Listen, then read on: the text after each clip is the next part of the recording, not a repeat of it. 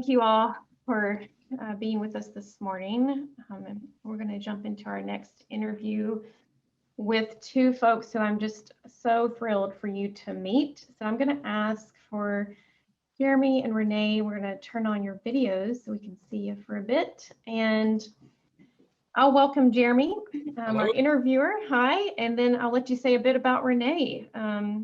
So Jeremy Warshaw is our interviewer today, and Renee Jones is our featured creative, our artist. Jeremy's creativity comes in many forms. I couldn't cover them all today, but one prominent one is his ability to draw out stories from others and then tell them in really compelling ways. He's a journalist that uses photography and storytelling and interviewing. And I have to say, what I would want you all to know about Jeremy is that he and Renee actually share a pretty critical trait, which is that they have curiosity about others, about what makes us human. And so they both have different lenses to share that. So I invite Jeremy to take it away. Thank you. And hello to everyone out there. I'm on the East Coast, so I've been up and about, and I have to say from the outset, and if anyone can't hear me, obviously Katie will communicate that with me. It's all a bit hit and miss with this technique. I have to say that the challenge that Katie set me was, we want you to interview someone you don't know, get to know her story, and it's about her life and about her art and how her experience in her life has affected her art and what she's learned as she's grown older. And I said, how long do I have? And she said, you've got about 20, 25 minutes, and then there'll be a few minutes for questions. So please understand that obviously all we can do in this limited time is just provide some snapshots of Renee's quite remarkable life and her artwork. And I thought the best way to start this process was to go through a kind of little potted history. Obviously, Renee will fill in all the information about certain events in her life that maybe give you a sense of her particular experience.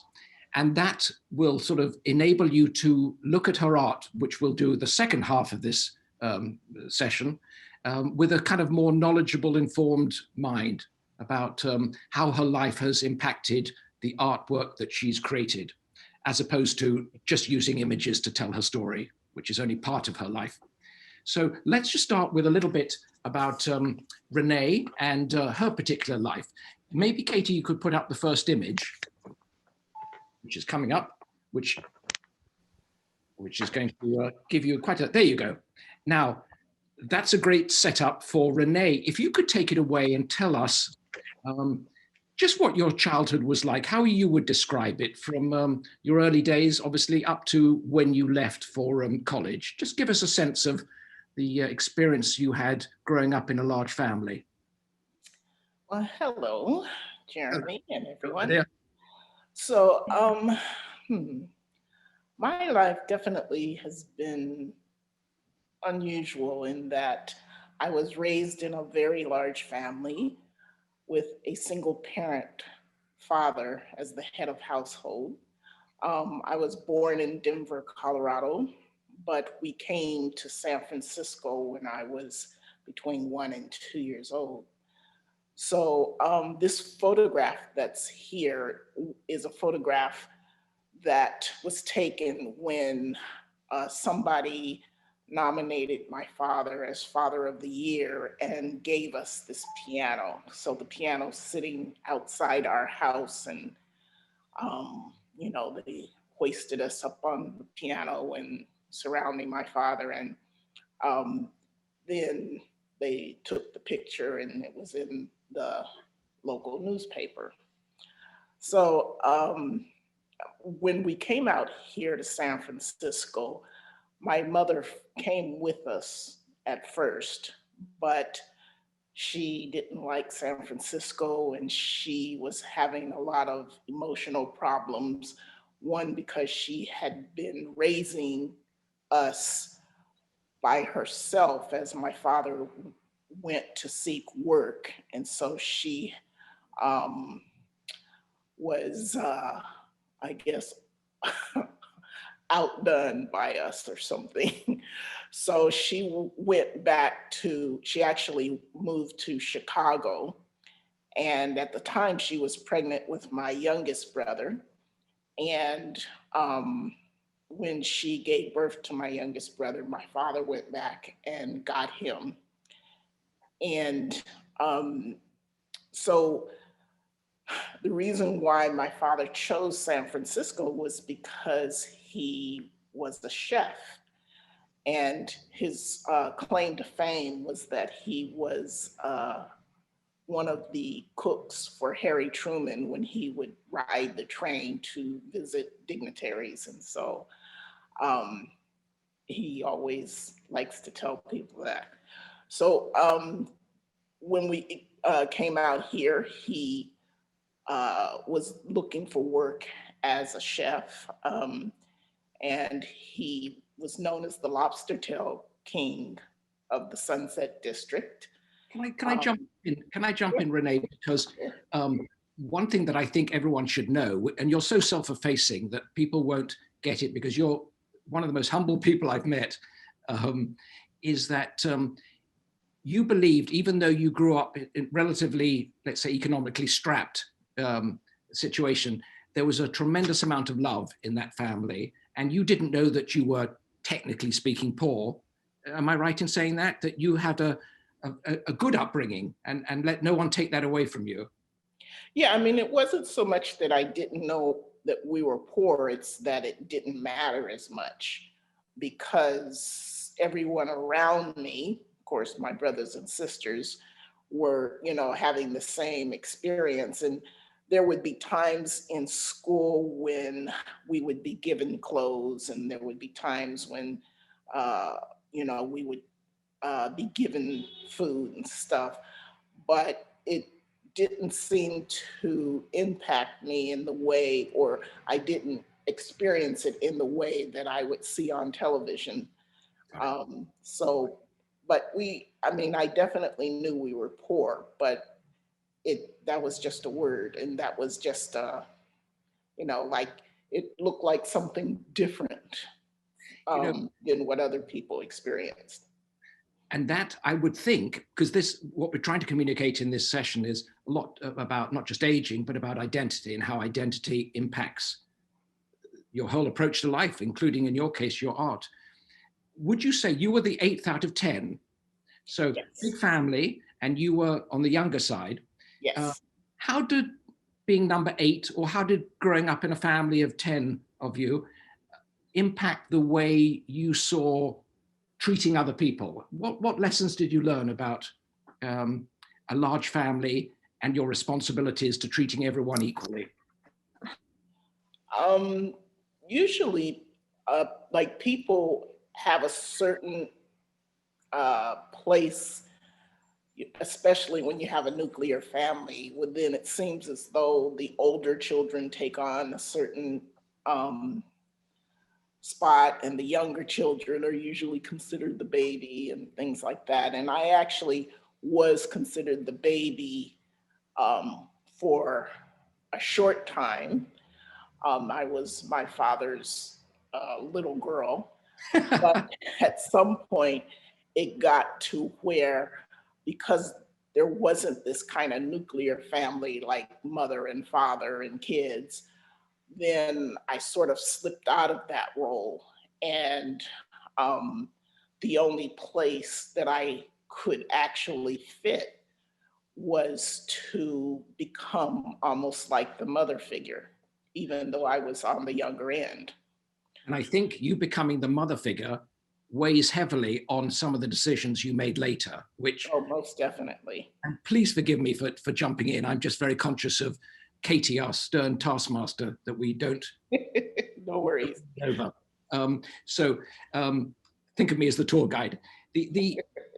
Before growing up in the 60s and 70s, and probably you can go off that picture now, Katie, or stay on it, it's up to you, but we're not going to talk much about that. Would you say that growing up in the 60s and 70s, you experienced a lot of racism? You're obviously in the West Coast, and there must have been a heavy degree of protest going on. Tell me about your view of what you witnessed and experienced. We definitely experienced a lot of racism, and even though we are on the West Coast, um, it was quite different. The way that we acquired the house that I grew up in was because a white man shot my sister in the face with a BB gun, and because she touched his car, which was blocking the sidewalk where she needed to walk. So, out of the the lawsuit that came from that, then we were able to acquire our house, even though my father could not purchase it. He had to have somebody else purchase it. Um, but the other ways that it was different was because uh, I grew up during the time when, women's lib was coming in, and um, of course, the 60s, Black Power and all that stuff was very important. And to this day, it's why I personally use the term Black to describe myself as opposed to African American. And I know that that kind of drives white people crazy because they don't know which one to use, to be politically correct and everything. But yeah, I use that term because I feel like I earned it, like I fought for it and things like that, and I know what it means. So I think that when the women's lib movement came in, that was a little more difficult because they just assumed that Black women were the same as white women, and they just assumed that Black men were the same as white men. And so I had difficulty with how much Black men were being put down and how much white women were being called sister in such a way that it didn't feel like that. So what is remarkable is that, as we're going to see, your photography is not protest photography, glib phrase though that is. It's very human, and there's tremendous empathy and sensitivity to the human condition, which leads me to ask you, when did you first get into photography? How did that present itself to you? And you said, oh, that's something I can really get into. I think I'm going to go with that. Yeah, well, so when my father came here as a chef, he couldn't really afford to work as a chef because that required steady, specific hours, and he couldn't raise his children and not have a flexible schedule. So he became a handyman. So he would be cleaning people's basements and attics, and he would find all kinds of treasures. And, a lot of times we would go to the dumps with him and find all these treasures. And so a lot of times there would be cameras. So even though I didn't have film, I gravitated towards the camera because it allowed me a way of looking at everything, paying attention to everything at the same time as hiding and staying out of the way of my older brothers and sisters, or learning any and all of those things. But what was it? But obviously it had its sort of protective device. You could get involved in something and get out of the presence of your difficult siblings. What was it that it empowered you to do, that you said, this is touching a part of me that I find just fulfilling and rich? How did it make you become more Renee? Well, it allowed me to realize that the world was being told, things about my world were being told by other people. And I wanted not only my world, but the world of Black people, the world of Black women, the world of Black men to be told by somebody who's Black. I mean, a lot of times I would see these images, and of course, because I didn't have a mother, a lot of times it set me in such a way that I thought that's what I was supposed to do, or that's how I was supposed to be. And so um, the camera just allowed me to ask the questions of, whose eyes am I looking through when I take these pictures?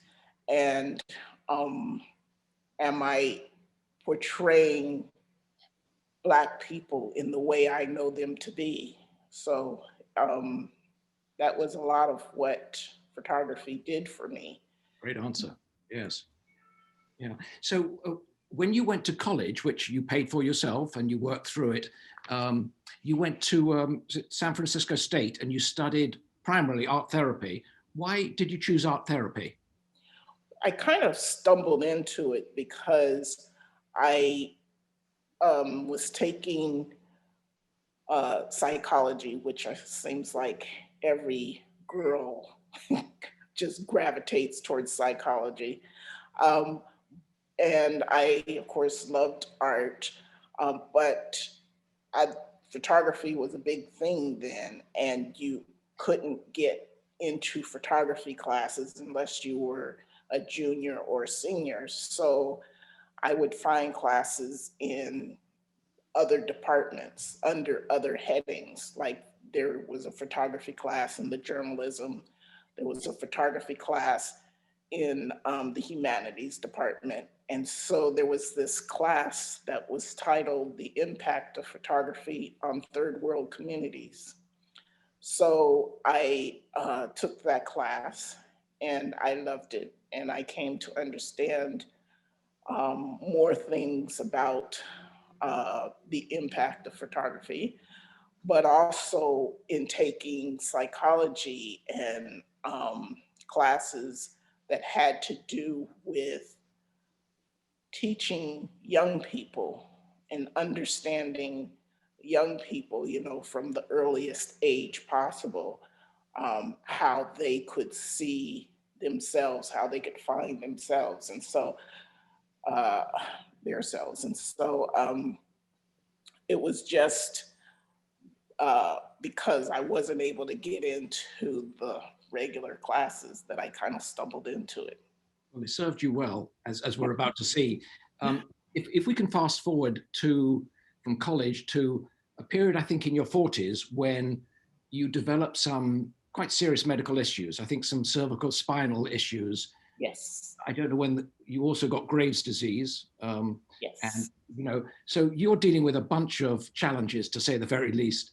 And it got to such a stage that you couldn't work any further, and you Right. went on to disability, and you found yourself homeless. And without getting into too much of the details, can you just describe what you learnt in the homeless process that may have in fact impacted your creativity, your view of the world, how that experience was for you? Because most of us are privileged enough not to have gone through that unbelievably wretched state. So what did you experience, and how did it inform you going forward? Well, first being homeless, I didn't realize how much I didn't get the opportunity to see nature when I was growing up. So when I was living in my car, of course, I was driving all over. And even though it was still in the city, it was, greenery and water. And, we have this ocean out here that I rarely went to, and the zoo and things like that. So I just realized how much is in my own backyard. And I also realized how um, people experience homelessness in so many different ways. And I totally love the creativity that, they say necessity being the mother of invention kind of thing. Um, but You wouldn't recommend it, would you? but it definitely, I found ways of empowering myself by um, realizing that just because somebody says that it's not there, something's not there, or or you can't have this or whatever, that doesn't mean that that's true. And so, I went on this journey of trying to figure out my own reality and figure out the explore fact and truth and things like that. Right. And so I just gave myself a bunch of assignments Yes. that would allow me to find things that you wouldn't think you could find in the city.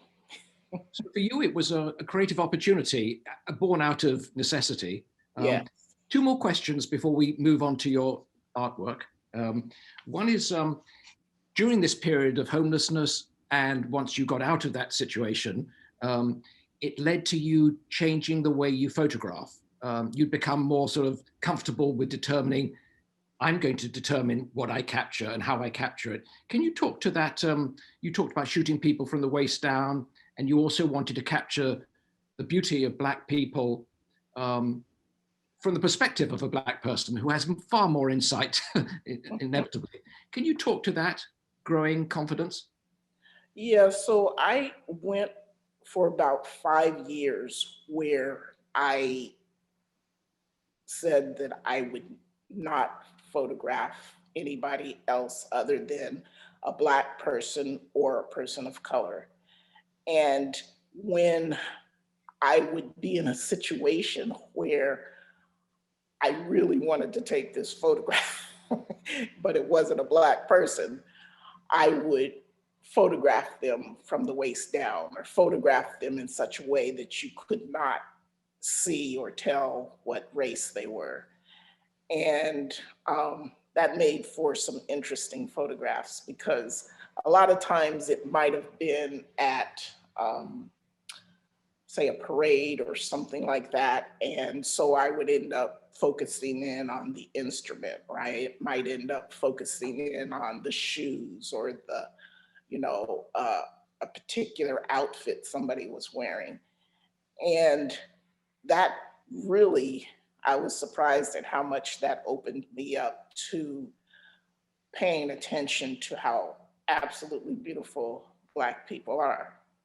And it's not that I didn't know it before, it's that there was such a variety and such a um, just a richness in everything that I found after that 5 year experiment or yeah. So My last question is, you talked about what a Black person could bring to the photographic, or probably any creative format, when it's capturing the Black experience in a way that a white person couldn't.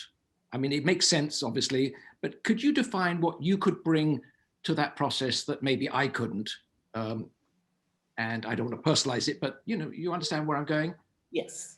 Well, I think that even I'm more drawn to photograph things in a stereotypical way. But having worked to not do that has been, of course, a great thing. I don't know that white people look to do that, to not photograph things in a stereotypical way. And partly it's because they only know things in a stereotypical way. Even if they have close friends, even if they have family members, they still will know it in that stereotypical way. And I just found that people would more often than not just completely just add to. I don't know how to say it other than that. That a white person's instinct, however well-intentioned, is often to resort to the stereotype, to present people informed by movies, journalism, Yes. white journalism, and so forth. And so, Black people were not portrayed in all their humanity and all their richness as fully evolved humans, with, emotions that cover the gamut. So I'm sure that's right, obviously. Yeah. And they're the good ones with good intentions, not the ones with you know, Right. negative. Let's start with, there are going to be 5 pictures that we're going to see, and we'll whiz through them because I think Katie will be very angry if we don't. Let's start with the first image, which is brothers, which Okay. is magnificent. Talk to everyone about what's going on in this picture. So these are my 2 nephews, and my sister made this canopy chair. She just liked the idea of that. And my youngest nephew was struggling because everybody was leaving his life. His older brother was gone away to school, and his mother was having some mental health issues, so she was sleeping a lot, and I was there watching her kids. And so when the older brother would come home, well, then the younger brother just had to be around him at every moment. So the older brother is eating cereal behind the curtain, and the younger brother just has to climb up in his lap and be with him. And so when I went to take a picture, he had to pull the curtain back to see what I was doing, of course. What was so moving, I think you said the younger brother was, who was probably not fully articulate, but he said, brother gone. Yes. Which breaks your heart when you hear it. And it takes it out of the black, white, you know, sort of tribal difference into human, into a sort of, everybody can understand what's going on in this poor boy's mind. Yeah. And the humanity of it. And the light is astounding, that the black off to the side and the bright white behind the light. Just a magnificent picture, a special moment. Thank you. Let's move on to the next one, which by way of change, called camels. Tell us what your thinking was behind this one. Well, so when I was telling you earlier about trying to figure out my reality, and just because somebody says that it's not there, that doesn't mean that you can't find it there. So I had been watching this thing on television about camel races in Las Vegas. And I just thought, I'd love to see some camels walking down a San Francisco street. So it took me 3 years to figure out how I could find them. And I didn't want to go to the zoo, of course, because they had to be walking down the street. And so I realized that for 70 years, the the circus comes to town. And in San Francisco, they come by train, and they have to take them off the train and walk them up to the arena, which is known as the Cow Palace. And so at this point, they're actually going back to the train, and you kind of can't make out the fact that there are people on the other side, but I took the photograph in a very specific way and in a very particular place that sort of just gives that casual walking around. People should be aware that you were going through Graves' disease at the time, and Yes. You'd lost 89 pounds in 2 months. Yes. Which is incredible. And so this was a bit of a challenge for you to film or photograph something that would be difficult to accomplish. It was a sort of an empowering act. It wasn't just, oh, I love camels, I'm going to photograph them. It was your way of setting yourself a challenge. Yeah. You said, my medical side might be out of control, but I'm going to make sure that my artistic side is fully under my empowerment. Is that fair? Very true. Yeah. Gotcha. And by the way, I've just looked it up. They're not camels, they're what's called dromedaries. Oh, yes. Well, The camels have 2 humps, dromedaries have 1. I was just being casual, but yes. Your biology. Jeremy, this is Katie coming in with the time warning. Oh, with well, 1 minute left. Okay. Oh, lordy. You see, let's go to Shall We Dance, the 5th one. Sure. All right. So tell us about that. You've got a minute.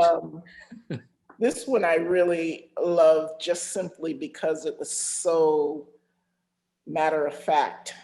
The hippie he just loves to dance. And I was at a art and soul festival, and so he just would take the hand of various people and dance. And this woman, he was just twirling with her, and I just loved the dress and the fluttering eyelashes and the hairstyle, and then his look as well. And so it just was this soft and matter of fact way of people, a way that, people can exist and do exist. Right, gotcha. Katie, do you want to ask the question about aging, how it's impacted Renee's artwork? Or I can. Yes, let's do that in our 1 minute here. Okay. Renee, perhaps you could tell us a little bit about how growing older has affected your creativity. Are you as creative now as you ever were, or? Well, because of the pandemic, I have to say yes. I mean, I've taken a lot of Zoom classes, drawing, writing, and painting. I made a coffee table, built a coffee table. Um, I got a bike, a new bike that is rather unusual because it's a walking bike. It's, if you imagine a treadmill on wheels within. So the way that that's opened me up to creativity, it's mostly because I'm more, even though I have a lot of limitations with some physical issues, I feel more free to try new things and just, go for it. I love that. Thank you. Well, and thank you both for being with us today, sharing and guiding the conversation so beautifully. Renee, I put your webpage up in the chat so people who said, I want to see more of this work can go find Renee at her website, sreneejones.biz, and see more of this beautiful black and white photography amongst others. And I want to echo one of the comments that came in, said about you, Renee, what a beautiful way to reflect about identity and how identity and roles shift with time. So you've done a great job of that. And Jeremy, thank you for guiding us today. And for folks who want to hit up a little more info on you and your current project, I'm going to put theconnectory.com in our chat. But Jeremy, give us a 1-sentence blurb about what the Connectory is. Sure. It's I met Katie because I am doing a podcast with my partner on loneliness, and obviously everyone's talking about loneliness during these terrible times we're in, but we started it and started to plan it before the pandemic, and of course once the vaccine's in everyone's arms and so forth, and loneliness is not the hot subject, it's going to be every bit as much an important, fascinating, terrible situation after the pandemic as it is during. So if you're interested in an optimistic and practical solution-based approach to loneliness, maybe you'd like to go to theconnectory.com and sign up for the podcast. And if not, I wish you all much social connection. Thank you, Jeremy, and thank you, Renee. Have a good one.